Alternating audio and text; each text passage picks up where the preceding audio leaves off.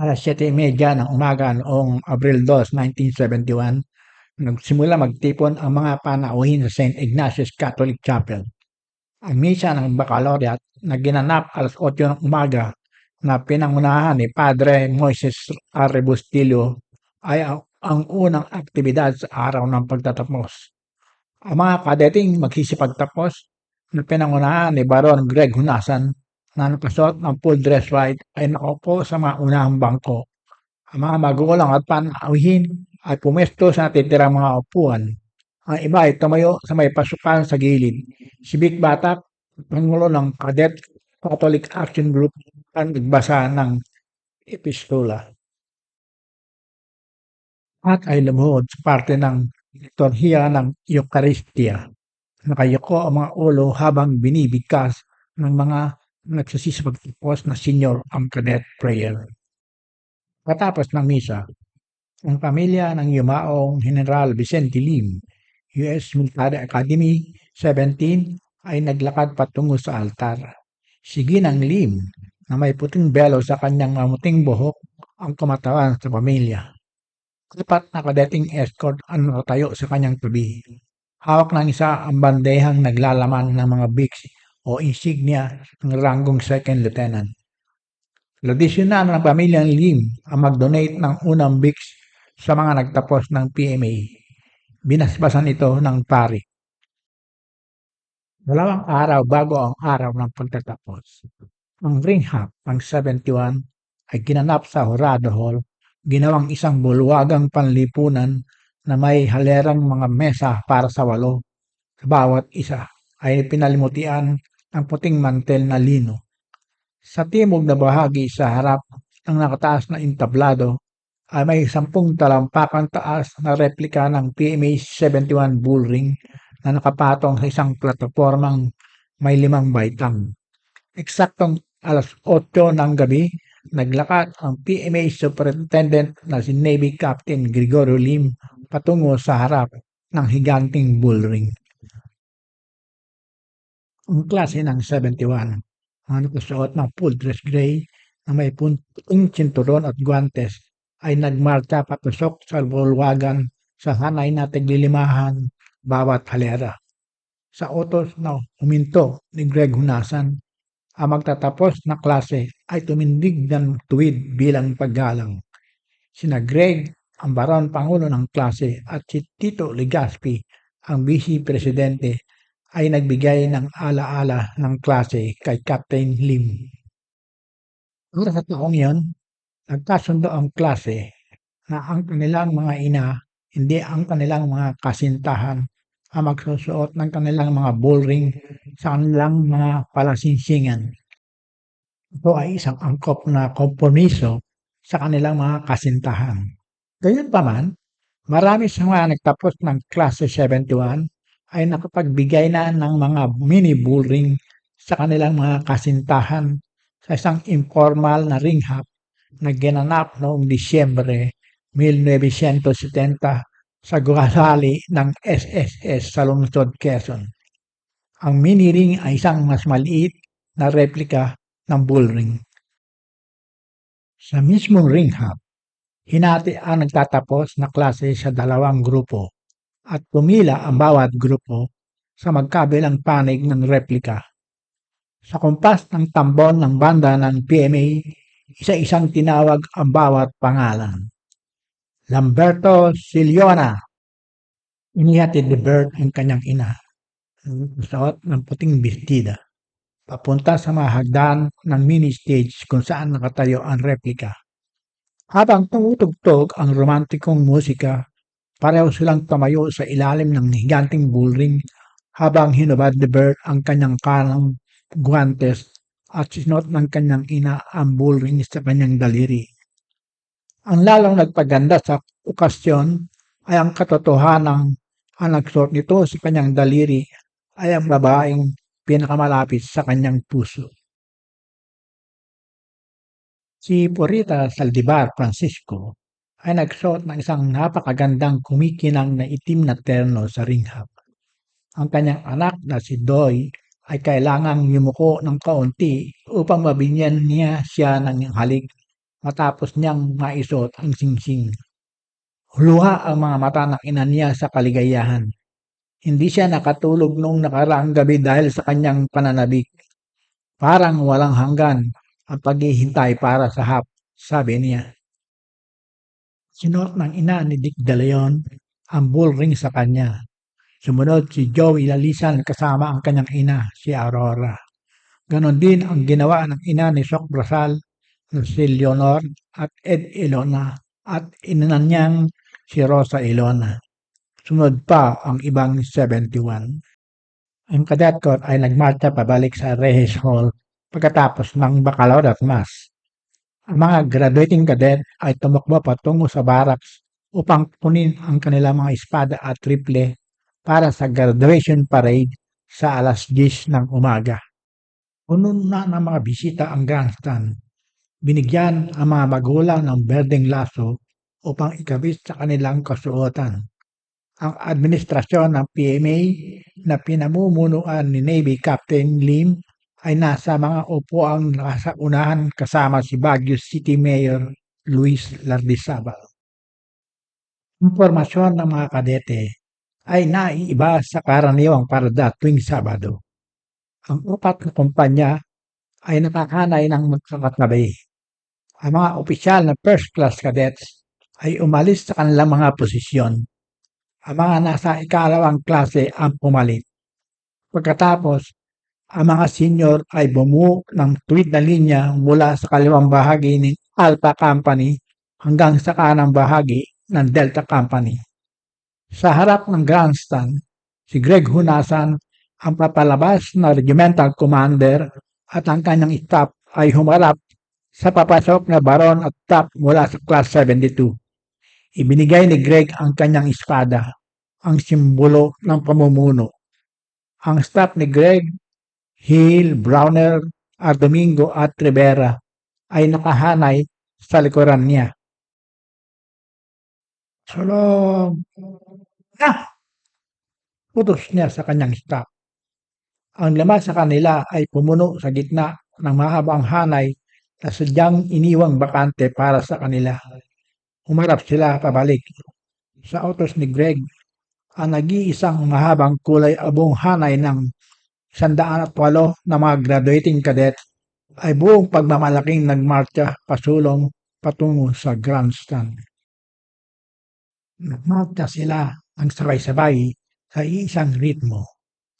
Ang kaliwang paa ay humakbang pasulong kasabay ng tibok ng tambol. 15 hakbang bago ang grandstand, huminto sila.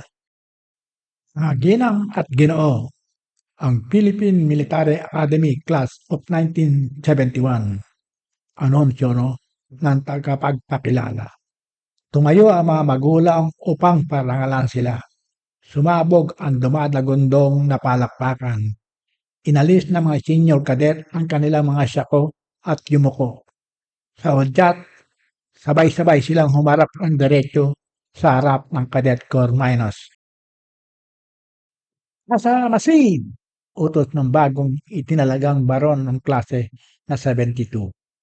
Habang hawak ang mga siyako sa kanilang kaliwa, pinanood ng class ng 71 ang Corps Minus na nagmamarcha sa harapan nila. Naka-bracing up, naka-head up, ang mga mata ay nakapako sa abot tanaw. Mga bagay na pinilit nilang gawin noong dumating sila 4 na taon ang nakakalipas ay naging isang gawin na ngayon. Nagsimulang umagos ang mga luha. Ang kalungkutan sa kanilang mga muka ay naglantad ng kanilang nararamdaman tungkol sa kanilang huling parada bilang mga kadete. Isa itong emosyonal na pamamaalam sa cadet corps at sa mga underclassmen na kanilang iiwan. Sina Rex Piad, Aris de los Reyes, Bert Chiliona at Bong Ibuen, lahat mula sa Charlie Company, ay nasa kaliwa ng entablado. Naging malungkot ang mukha ni Rex habang dumadawan ang Charlie Company na kanyang pinamunuan.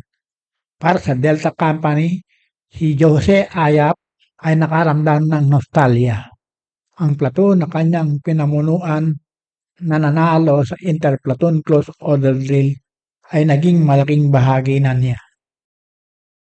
Nang matapos ang parada ng pagtatapos, ang mga first classmen ay kumaripas pabalik sa barracks. Nagsimula ang laro ng pusa at daga sa pagitan ng mga graduating na kadete at mga underclassmen. Ang mga kadete na naka-sweatshirt ay parang mga baliw na tumatakbo pababa ng hagdan na naghahanap ng mahuhuli. Isang grupo ng 73 ang nakakita kay Franklin Bronner. Ito ay ang tradisyonal na ritual ng pagbababad sa tubig. Ang mood ay masaya at pagdiriwang. Ang mga bata at matanda may dalang makukulay na payong ay nakatayo sa damuhang dalisdis ng harapang bakuran ng Reyes Hall. Ang magkabilang panig ng Quezon Avenue ay puno ng mga nakaparatang sasakyan at bus. Diyan na lamang lumitaw ang grupo ng mga kadete na may bitbit si Frank Bronner. Noong apat ay sabay na inugo si Frank mula harap patungo sa likod habang nagbibilang 1, 2, 3. Sa bilang na 3, itinapon nila si Frank sa maputik na tubig. Basang-basa ang kanyang kamiseta at pantalon. Tumayo siya na may malaking ngiti sa kanyang mukha. Mas marami ang nakita ng publiko. Sunod-sunod na inilubog sa tubig ang lahat ng first class cadet. Si Bert Chiliona, Noy Francisco, Tibu Cosilero, Jing Kagurangan, Danny Belonia, Greg Hunasan, Ed Ilona. Lahat. Boom! Boom! Boom! Ang dumadagundong na tunog ng 105mm howitzers canyon ay umaalingaw sa Borromeo Field. Ito ay alas 3:45 ng hapon noong Abril 2, 1971, isang biyernes. 21 putok ang narinig. Umaagos ang usok mula sa barrels ng mga kanyon sa bawat pagkakataon. Bawat salvo ay sinasagawa ng perpektong sabay-sabay. Ang unang salvo ay pinaputok habang si Pangulong Ferdinand Marcos ang panauhing pandangal para sa pagtatapos ng PMA Class 71 ay dumaraan sa tarangkahan ng Port del Pilar. Nagtapos ito habang siya ay bumababa mula sa itim na presidential na sasakyan sa timog ng Borromeo Field na may maikling lakad patungong Jurado Hall.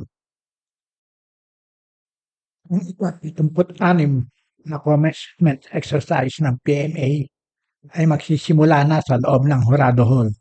Maya-maya dumating ang Pangulo, nakasuot ng maitim na payamangging two-button na business suit at puting kamiseta na may guhit-guhit na katugmang kurbata.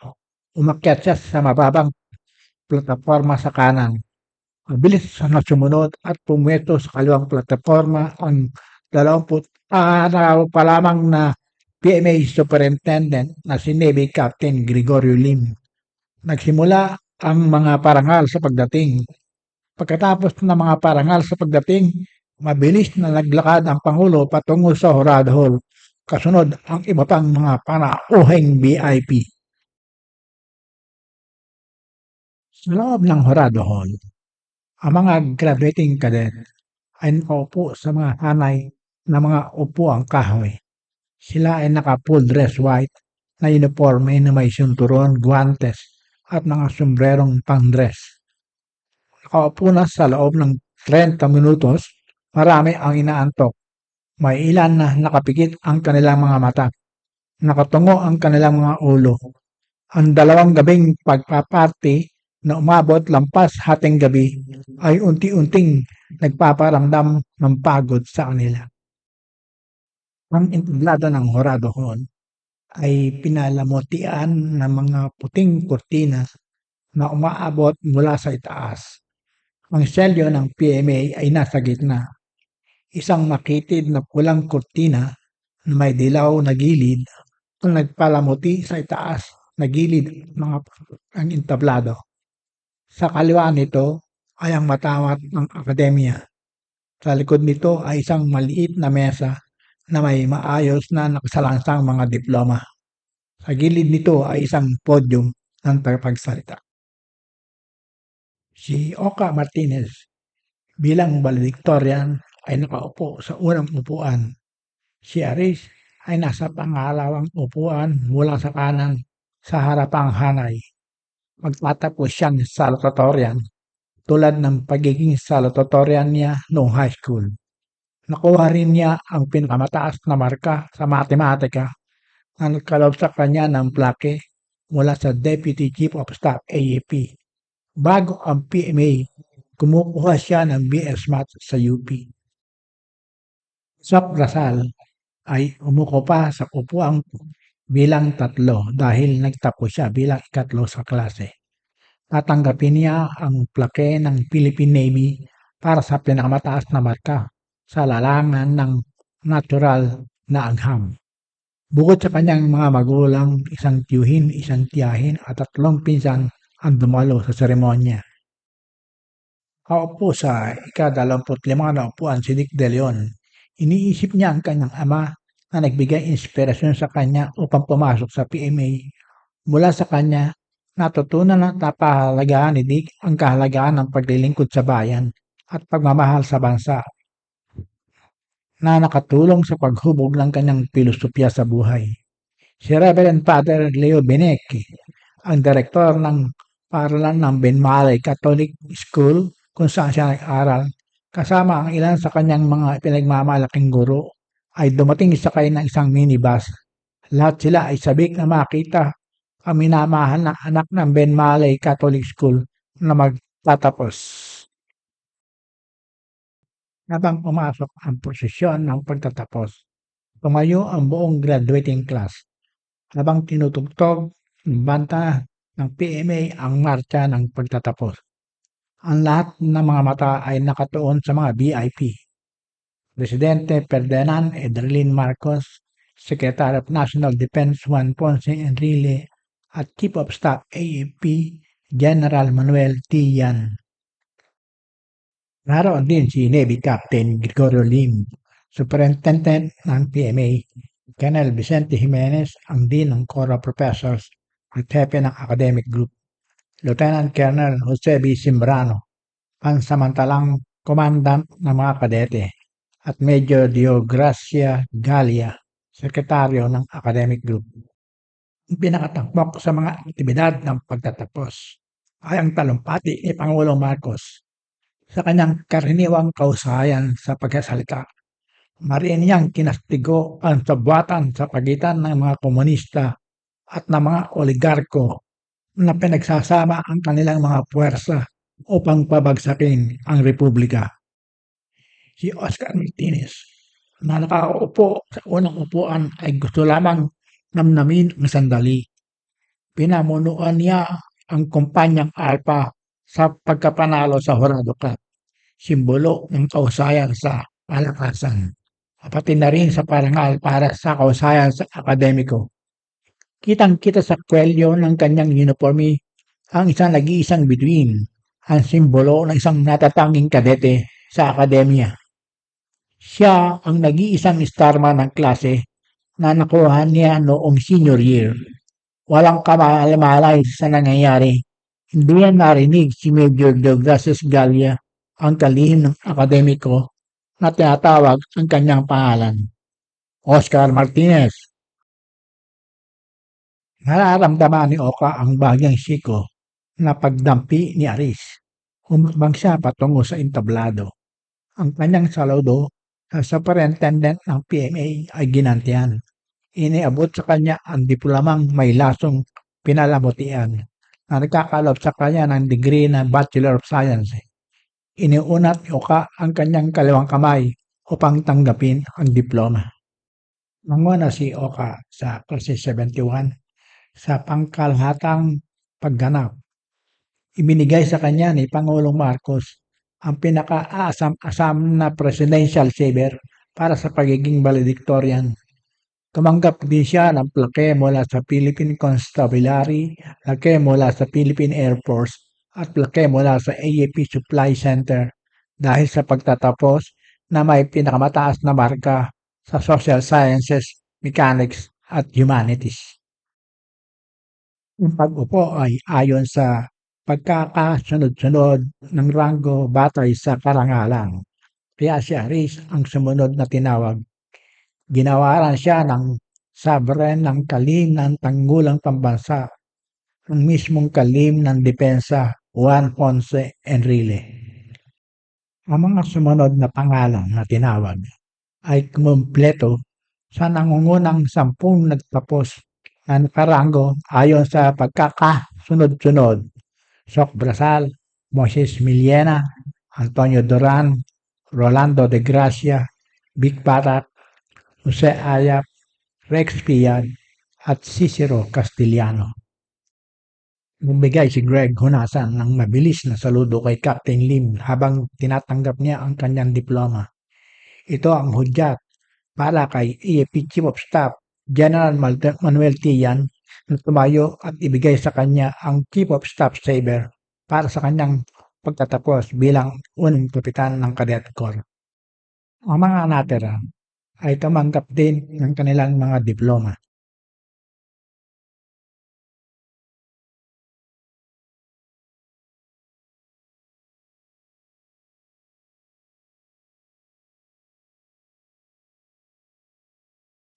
Ang tanging pagkakataong tumayo ang Pangulo ay nang tawagin ni Major Gallia ang pangalan ni Wilfredo Tapia.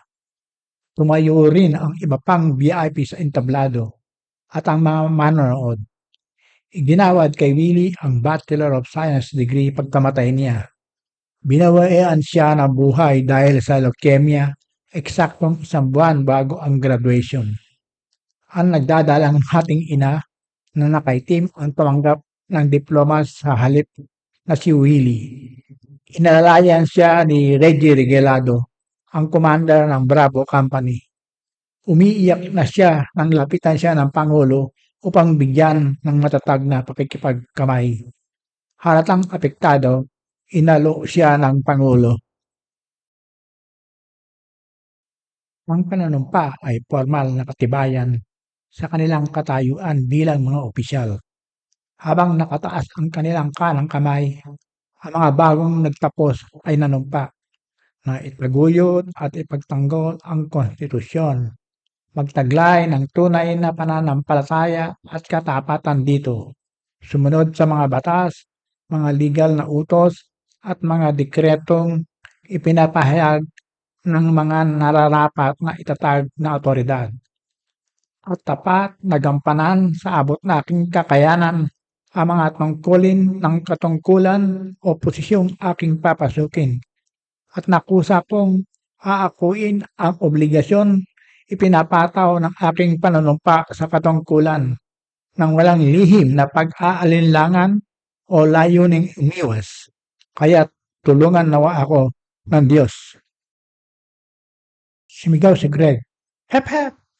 Sumigaw pabalik ang ibang kasapi nang nagtatapos ng Hooray! Hep hep! Hooray! Hep hep! Hooray!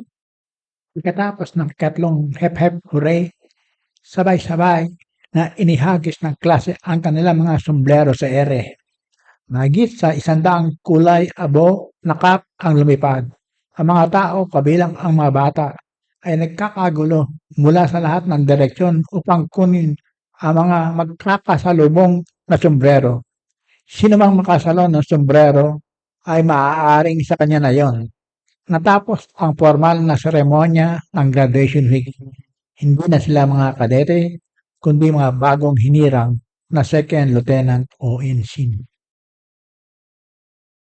Pagkatapos ng 3 araw ng kasiyahan, ang Port del Pilar ay nagmukhang multo. Sa wakas ay napagtanto ni Dan Francia na hindi na siya isang kadete. Sa huling pagkakataon, tiningnan niya ang mga palatandaan sa loob ng kampo. Mahirap para sa kanya ang umalis sa PMA. Isa itong paraiso kung saan ang lahat ay tama at maayos. Handa sana niyang muling maranasan ang aking araw bilang kadete kahit isang beses pa maliban sa plebe year. Ipalayo ang taxi. Hindi siya sigurado kung ano ang magiging takbo ng kanyang buhay karera sa militar. Ngunit nakaaaliw ang mga salta na natutunan niya sa akademya. Ang pagtatapos ay hindi ang wakas ng paglalakbay. kundi ang simula ng isang panghabang-buhay na panunumpa. Ang mga aral na natutunan sa loob ng marangal na bulwagan ng akademya, courage, integrity, and loyalty, ay masusubok sa tunay na mundo, kung saan walang humpay ang mga hamon.